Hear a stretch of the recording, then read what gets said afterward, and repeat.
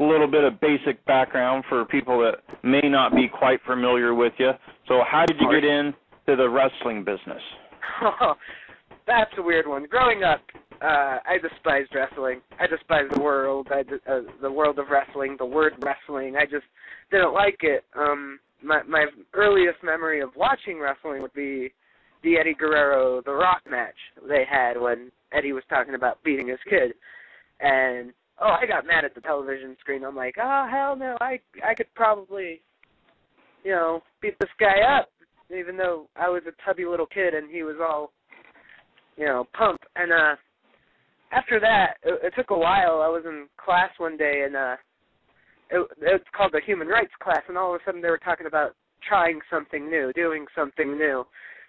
And what I ended up doing was tuning in to SmackDown Thursday night. And, for 2 years after I started watching it, I told myself I could never do this. I could never do such thing. And I started going to local shows, UCW Zero, here in Utah, and I started getting more into it, and then I found out they were training people, and that was my in, I guess you should say. It was kind of an epiphany. It was me going, okay, I want to do this, and it took me a while till I had my first match. So in 2006, I started training with them, and then I trained a bit with another promotion, and then 2 years later, in 2008, I made my debut for American Extreme Wrestling, and it was a great feeling. It was a battle royal, got chopped, got hurt, thrown over the top rope within like a minute or two, and the Reyes Vision story began.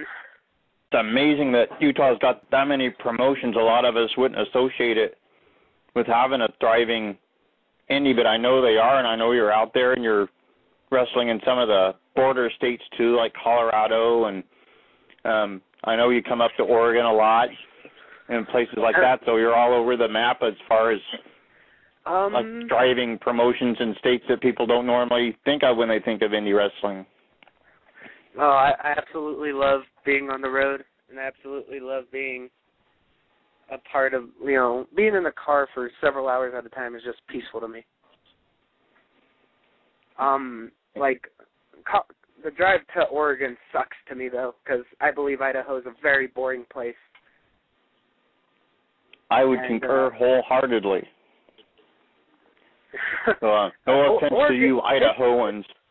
It's worth the drive, though, because Oregon has beautiful scenery that I never thought I would see, and Idaho is just dull. It's all farmland, but I enjoyed the drives up there. I enjoyed the drives to Vegas so I can go to Arizona with some Vegas people. Throughout February and June, I was on a big road trip campaign thing. I was going every 2 weeks to Arizona, wrestling here every 2 weeks, and adding extra trips to wherever I could go. And I love being on that kind of rush. I love being on the road so much and learning from all these people. EXW in Arizona is quite possibly the place where I've learned the most from out of anywhere I've been.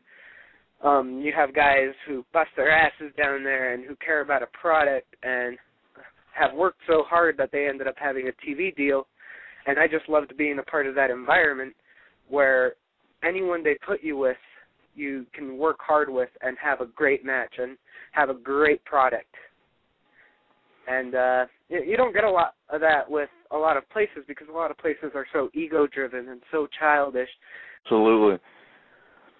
I'm getting back to some of the promotions that you work for, like Utah, Arizona, Colorado, places like that. There's a large Hispanic community in a lot of those states, and I know you've worked some lucha libre style shows. Do you see the lucha style being kind of a forerunner in the promotions as you go farther south in your travels? I have strong opinions about lucha libre, but to me, like, every crowd can be different and such. Lucha libre, to me, is a different way of getting to the fans. It's a much lighter style, much fast-paced style. Things I don't normally do, I end up having to do. but the Lucha Libre style is still historic and traditional, and there's a lot of honor and respect to it, which is why I don't really like the second gimmicks. And the second gimmick is someone who puts on a mask, comes out to a song, and dances silly.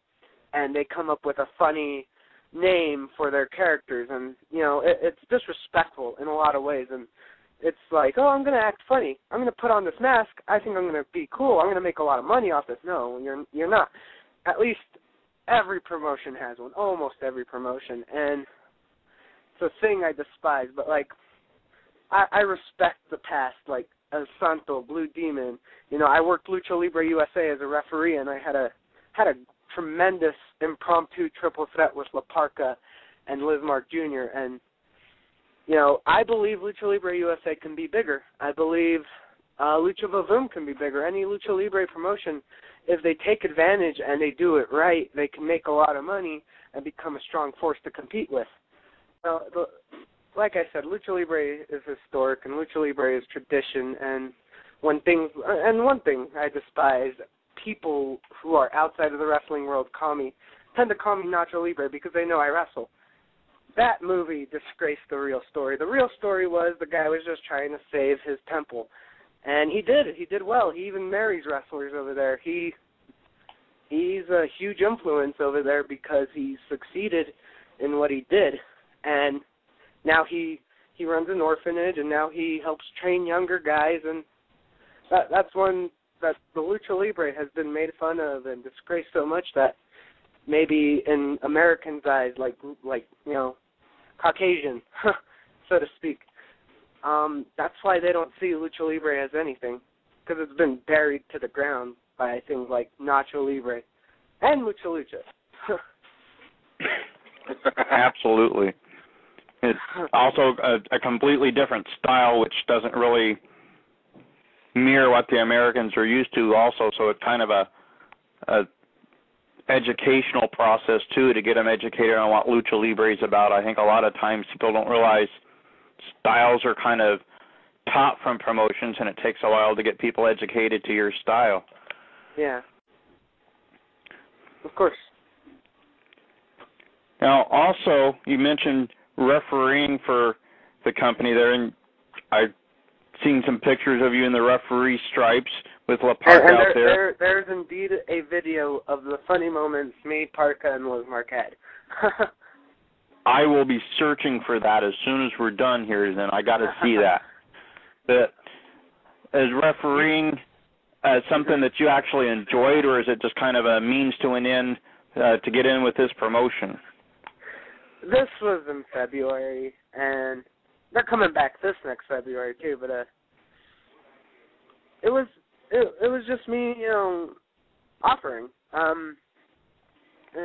sent them a picture. I sent them my stuff. They liked it, so they told me they were going to use me. Then, as we got closer, they're like, "You need to be a referee," and I was fine with that. It's a paid gig. A paid gig is a paid gig. You take the money and you do it, especially in an arena where you usually go see house shows. I was in the middle of a ring where that's usually done, and I felt really honored to do such job, because a lot of people have their egos where they're like, I don't want to be a referee, even if this is one of the top promotions or one of the most promoted promotions, ones that is on television. Around the time, there was a couple people who were not for Reyes Vision, so to speak. And when they saw me in there, they knew this is what I love doing. Even if I was a referee, I love performing in general. I've always been the type of kid who loves being in the spotlight. I did choir and theater when I was in school and way before wrestling, and I just love the attention. I'm just not going to be an emo kid and cut myself for the attention like most high schoolers do. But refereeing with them was really fun. I got to meet guys like Gregory Helms and such, and funny story with him, I was checking on him. Do you want to give up? He goes, hell no. Do you want to give up? Fuck you. Sorry if I can't drop the F-bomb, but that's kind of how the quote goes. And so, when La Parca got with me to talk about his match, he's like, what can you do in the ring? Are you a wrestler normally? You're not normally a referee? I'm like, yeah, I wrestle full-time pretty much. He's like, okay. And he just gave me a couple things to do, and then it turned from one thing to an entire match being me as a weapon. I beat on them, they beat on me. I even dived on Parka. He moved out of the way. You know, it was. They told a story, because when you tell a story, there's not just two people in the ring. There's three. The referee is in there too, and the referee is the guy who lays down the law. The referee is the guy who does the 1, 2, 3. He's as important as the other two. And with that match, they broke a referee wall and they expanded what the referee could be. And it was a blast. It was fun. And even if I did get Parka's leather strap right across my back, and it echoed. Bad. Ouch. Yeah. Ouch. The Maverick Center wasn't the same since. So I noticed that you're, like I said, definitely media savvy. You got everything hooked up. And I was just wondering, I heard a little bit, but what was the full creative process for Reyes Vision? It's not that complicated of a story, actually, and I've answered this several times. It's kind of funny. I was in front of my friend's house. I had a camera, my girlfriend's camera at the time, and I was with two of my friends. What happened after, I'm not sure. We were inside, we were watching movies, we were hanging out, and then we go outside because we're bored, and all of a sudden, I start recording. And as soon as I recorded more of me and my shenanigans with my friends, and it just became popular among us and among a lot of the local wrestlers that it's just something that came off to me, Reyes Vision. Then all of a sudden I thought of who I was in the ring, and it's going to change, and it's always been changing since it started. But at first it was just me with a camera and me with a vision. Now it's more of, like, it went through a few processes. Like, I was a party boy with a camera who dances to Kesha and rocks out, and it culminated to me and pop culture. I started doing the Falcon Punch. It's a forearm smash I do. I started incorporating video games. I started talking more about television and movies, and Reyes Vision just became the Reyes Vision production. It's who I am. It's me being a big YouTube guy. It's me being a big pop culture guy. Me being a video game guy. And Reyes Vision seems to be, going through more changes. Soon, today, hopefully, if I get the music in time, today I'm going to be launching Reyes Vision Melody. It's going to be my first song on YouTube. And I try to expand it more. I'm going to try to do skits. I'm going to try to do more music, even covers. I'm going to try to do a lot more with this name brand, Reyes Vision. And I want it to be, I'm not sure what I want it to be. I just know I want it to be big. Not sure on that. You know what? That would go wild, especially with do another intergender match. I like I said, to yeah. be able to talk to someone that's up and coming like that, that's, like I said, making moves, like, so once again, can emphasize, like I said, the videos. That's one of the things that caught me, just going through, checking out wrestlers, and then I hit upon yours, and I'm like, oh, let me check this cat out. And then, like I said, next thing you know, I'm like, hey, this dude, like I said, you got everything, like I said, that is for a character, for wrestling, charisma, the funniness. In most of the matches, and then, like I said, we kind of cool knowing that you was up here for that blue collar across America tag challenge that they were having. Yeah. You steered for stuff. Working with Bad Blood and